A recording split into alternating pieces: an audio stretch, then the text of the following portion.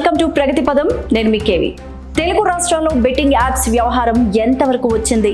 దర్యాప్తు నత్తనడకగా సాగుతోంది. మొదట్లో హడావిడి చేసిన పోలీసులు ఎందుకు సైలెంట్ అయ్యారు? బడాబాబులు ఒత్తిడి తెచ్చారా? నోటీసులు అందుకున్న వ్యక్తులు అందుబాటులో లేరా? తాజాగా ఐపీఎస్ అధికారి సజ్జనార్ కామెంట్స్ దుమారాన్ని రేపుతున్నాయి. అయిన వాళ్లను వదిలి హఠాత్తుగా వెళ్లిపోవాలని ఆలోచన మంచిదా అంటూ ప్రశ్నిస్తున్నారు. అరచేతిలో టెక్నాలజీ వచ్చాక రకరకాల యాప్స్ పుట్టుకొచ్చాయి.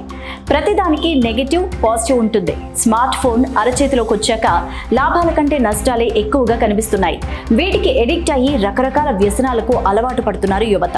ఈ ఉచ్చు నుండి బయటపడలేక అటు తల్లిదండ్రులకు అసలు విషయం చెప్పుకోలేక అర్ధాంతరంగా తనువు చాలిస్తున్నారు. ఈ లోకాన్ని విడిచి వెళ్లిపోతున్నారు. బెట్టింగ్ యాప్స్ ద్వారా యూత్ ని టార్గెట్ చేశాయి కొన్ని కంపెనీస్. దీని వెనుక కర్త కర్మ క్రియ ఎవరు అనేది తెలియదు. కేవలం బ్రాండ్ పేరుతో సెలబ్రిటీస్ ద్వారా ప్రమోట్ చేయిస్తున్నారు. నిజమేనని నమ్మి యువత దీని ఉచ్చులో పడిపోతున్నారు. అప్పులు చేసిన డబ్బులు పోగొట్టుకున్న సందర్భాలు కూడా ఎన్నోనే ఉన్నాయి. దీనిపై సీరియస్ అయ్యారు సీనియర్ ఐపీఎస్ అధికారి సజ్జనార్.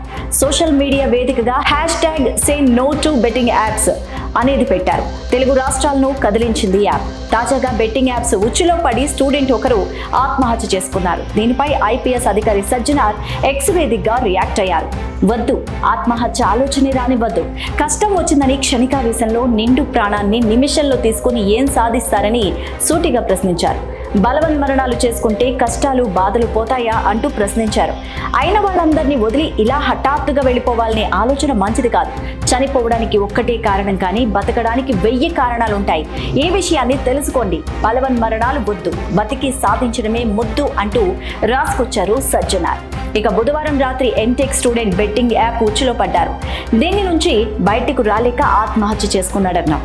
గద్వాలకు చెందిన 22 ఏళ్ల పవన్ ఎంటెక్ చదువుతున్నాడు.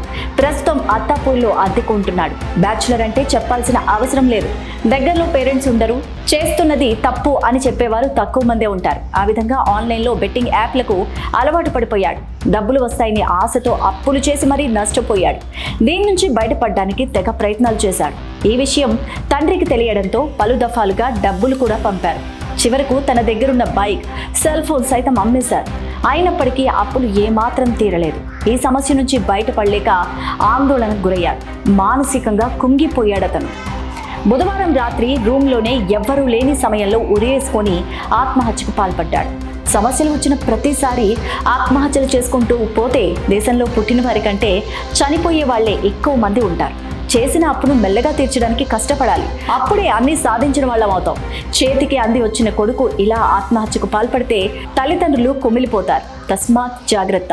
యువత మేలుకో.